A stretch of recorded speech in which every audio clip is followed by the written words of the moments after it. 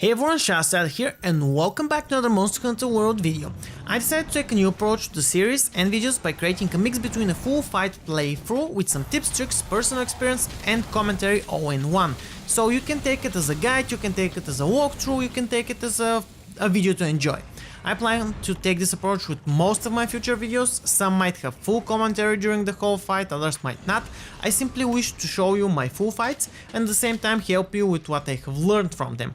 Today I will be showing you my fight against Lunastra. I will talk about her, how to unlock her, advice on how to beat her, as well as my overall opinion of the fight. In order to get to the point where you hunt and kill Lunastra, you will first need to speak with the huntsman and do a quick quest to kill Teostra in the Wildspire Waste. After you do that, you'll have a second quest to go to the special arena after you talk to the huntsman and the weaponsmith before that. During the special arena will be the first time you face Lunastra. Initially you'll have to go alone, but you can SOS for backup if you find her too difficult to handle. If you fail the first time, you'll get to start the fight with the group afterwards. After you make her run away from the arena, you'll get your final quest No Remorse, No Surrender, which will task you with killing both Teostra and Lunastra in the Elder's Recess. Not Recess. Doesn't matter. Let's start with the team composition and difficulty first. Lunastra is by far more difficult than Teostra, for me at least. I'm being honest here, this might differ between people, but I found her difficult to handle solo, at least with the bow weapon. The fact that you have both her and Teostra together also did not help with the task of killing her. Despite this, most experienced players find Lunastra easier to kill solo rather than in a group of 2 or 3 people. 4 people groups and solo kills are the fastest and easiest for Lunastra, so I advise you to go for one of the 2 options. If you go for 2 or 3 person groups, be sure get a hunting core player with you. I know they are beneficial to any hunt, but in this one I think they are a necessity for sure. I faced her with a 3-person group with 2 of my friends. It took us 3 tries until we got her, and the main reason for that was my lack of experience in the genre and against event monsters in general. Also, a couple of unlucky situations contributed to our failures. But let's not make any excuses here. Best overall strategy is to keep Teostra and Lunastra separated and hunt them one at a time. If you're not facing them solo, but with 1 or more friends, then split into 2 groups and send each group to face one of the 2. This is best done in a full group of 4, but we managed to also do it with 3 people. As long as you're careful and you know how to play your weapon, they are as difficult as any other monster in the game. Preferably, however, if you're 3 people, the one facing her solo should be the best among you. I also advise the solo person to face Lunastra, while the rest face Teostra. You can also do a split of 3 and 1, but it all depends on skills, weapon preferences and overall group composition. Just have it in mind that fighting them one at a time with all 4 people is best, but that way you risk the other one also joining in the fight. We had a couple of such runs where we almost killed Teostra and Lunastra suddenly comes attacking us, or Teostra flees to Lunastra. The situation is also possible if you fight them in split groups, but you increase the chances of them splitting up again because of the damage already dealt to each other, and you get what I mean. Just try to fight them separately and split them. Okay, let's move on to what I recommend to use as far as weapons go. If you want to play defensive and survive, I would recommend using gun lance or charge blade for this fight. My main weapons are bow, charge blade and switch axe, and by far the easiest time I had against her was with the charge blade. The pure defensive capabilities of both weapons' shield, and I mean the charge blade and the gun lance, are what will help you survive against this Elder Dragon. I'm not saying the other weapons are less capable, but purely as a new player to the game series, I found them the best to survive with. Now for the offensive, a heavy bowgun will do wonders in this fight, combined with a hunting horn, a normal bow and maybe a charge blade or a gun lance for a full team composition. At the end of the day, face her with what you're best at, but remember that some weapons just have a better edge against certain monsters. I'm not one to talk, but that's my experience, that's what I have seen, that's what I think, so do not take it as a given, but take it as an advice and as something to keep just in mind. Equipment wise, if you will focus on defense, then go for fire and blast resistance. Prioritize fire as a first rate defense stat. Having a minimum of 5 fire resistance is a must in order to not get one-shotted by most of her abilities. The higher you go, the easier it becomes to survive. Her physical damage is not that high, so you will mostly have to worry about the elemental attacks.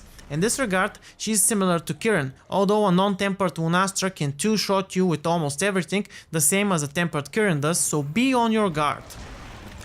Having 30 or more fire resistance will make it extremely easy to deal with her supernova when she does it, and overall increase your survival chances throughout the fight substantially. I used a maxed out constitution build combined with an ice element bow, weakness exploit and critical boost, but you can go whatever fits you best. Remember, if you go for a bow, then max out that constitution and evade everything that comes your way, as well as having a decent fire resistance. You have plenty of time to kill them both, but you won't have time if they hit you, so priority is on evading than dealing damage. The fireproof mantle is a must for this fight. If you do not have it, then use a vitality mantle instead. Both will be lifesavers in this fight. Be sure to take a lot of cool drinks with you when fighting these guys. The same applies for attack and defense boosts consumables such as demon drugs and armor skins. They're definitely a must. Do not even think about going against them without taking a snack from the chef and his lovely cats. When choosing what to eat, I would take elemental resistance over fresh ingredients for this fight any day of the week. Get your mega bombs and sleeping arrows, daggers or weapons ready. Try to put both Lunastra and Teostra to sleep as much as possible and use mega bombs afterwards. This will considerably ease the fight and decrease its duration. Remember that the best and sometimes only spot to deal damage and apply special effects is the head of both monsters. That is also one of their weak spots, so focus on attacking there, especially if you're using a bow or any other ranged weapon. The reason for this is that her blue flames, when ignited, will prevent ranged attacks from passing through and you will be wasting ammo and coatings if not careful. I will not go about what abilities Teostra has and how to deal with them, since if you have gotten up to here, you know how to deal with him and what he does and how to handle it. I will mention to watch out for the location you fight them, as the Elder's Recess is very hazardous and you will mainly find them in locations which have lava around them, so be sure to take care and not get thrown or forced into the lava. You do not have to worry about third-party monsters engaging you while you fight either of the two, at least in this quest. At least we did not get attacked by anything else for the duration of the quest in the multiple times that we did it. If you hunt them separately or in expedition or something else, that doesn't apply, but as long as you do them during this event quest, you're as safe as it goes. Now let's talk about Lunastra's weaknesses. Her main weakness is ice, followed by dragon. For ailments, she's susceptible to blast and stun, followed by the rest of the ailments with 1 star. Her weak spots are her head, wings and tail. All 3 can be either broken or severed. Blunt and sharp weapons should stick to attack the head and wings, while the ranged ones should go for the tail. As mentioned, the space around her is very hot, so she will do damage to you passively if you do not have a cool drink while fighting her. The blue flames she creates will not apply fire blight to you, but will deal damage over time while you stand in them, so be sure to move away. Unlike Teostra's flames, Lunastra's blue ones, which she creates in patches, will not explode at certain points during the fight. She has a tail swipe which hits mostly behind her and a bit to each side. You're not in danger if you stand to the front while she swipes. She either does it once or twice, and she always does it right to left and then left to right. If you are a melee weapon user, either dodge towards her belly and front side or back away and wait for it to finish. Her flame breath attack has 2 variations. The first one is a close, wide range breath that is done in an almost 180 degrees arc from her front to her back. You can stand near her front left leg between her right legs in order to be safe. You can also dodge away from her, since the radius of the attack does not hit very far. The second one is a narrow, long range breath attack. For evading this one, you should simply Superman jump when you see her doing it towards you. Just be careful not to jump inside its range rather than outside of it. I did it a couple of times, which costed us the fight. When in the air, she will usually do a wide circular flame breath attack. Simply run away from the hit radius or Superman jump and stay down. Most of the time she will follow up this attack with a dive bomb or a second breath attack and then a dive bomb. She also has a frontal flame swipe attack, which has a very fast animation and sometimes you might fail to evade it. She lights up everything in front of her in flames. Run in either side direction away or Superman jump in order to evade it. She has a standard bite attack, a frontal charge and a leap attack. All of these are self-explanatory and easy enough to spot. Superman diving will keep you safe from all of them. For the leap attack, you can also sprint away from the hit location if you happen to already be moving when she does it. Just keep moving in the direction you are, unless of course you were moving towards her leap landing site. She also has a menacing side wing attack combined with flames. Now the problem with this attack is that she will create blue smoke, attack with her wings and ignite the blue smoke or the particles at the same time. The whole attack has a couple of hit animations within it, so the best way to evade it is to either be away from it on her other side or Superman jump and stay down for a bit just to be sure, because sometimes she might do it twice, one after the other. The blue smoking particles that she leaves around during the fight will deal damage to you if you do not have a cool drink activated. If you have one, however, you can stand in them without any worry. They will not explode the same way that the Ostra's patches explode. If you hit the patches with a water weapon, they will disappear. If you hit them with a fire weapon, with an explosion, or another fire source hits them, they will expand into huge ass flame patches. Then they become a lot more dangerous and menacing for the encounter. The other big attack you should watch out for is her supernova attack. She will always perform it after you flash her, so be prepared for it.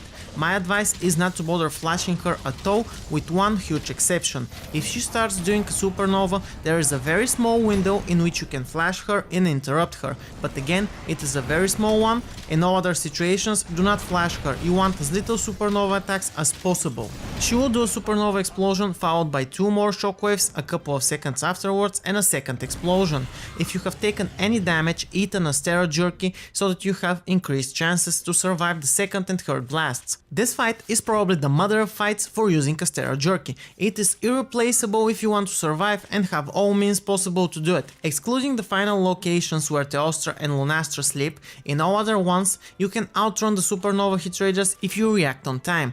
Even in the sleeping volcano location, you can be out of its radius as long as she does it at one end and you're at the other. If you don't have where to run away to, just do a Superman jump and stay down. Get up, wait a few seconds and do a second Superman jump to evade the second explosion. Using your shield with the charge blade or gun lance will also help you survive. She also has a special dual supernova attack that she can do when Teostra is around. If you see them doing that supernova, run for your life away from them. This is my best advice. The ability is a one-shotter for most situations if you get caught in it. Anyways, this is everything for this video, guys and girls. I hope you enjoyed it and I hope you found it useful. If you did, then be sure to give it a like. Check out my other guides, walkthroughs and tutorials on different games that I do on my channel, as well as the epic music that I compose.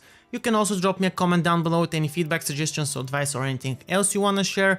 I have linked the social links to Twitter, Twitch, Discord, Instagram and Patreon down below in the description. And as always, if you wanna see more content like this, subscribe to the channel and press the bell icon in order to get notifications. Shadow Strider out.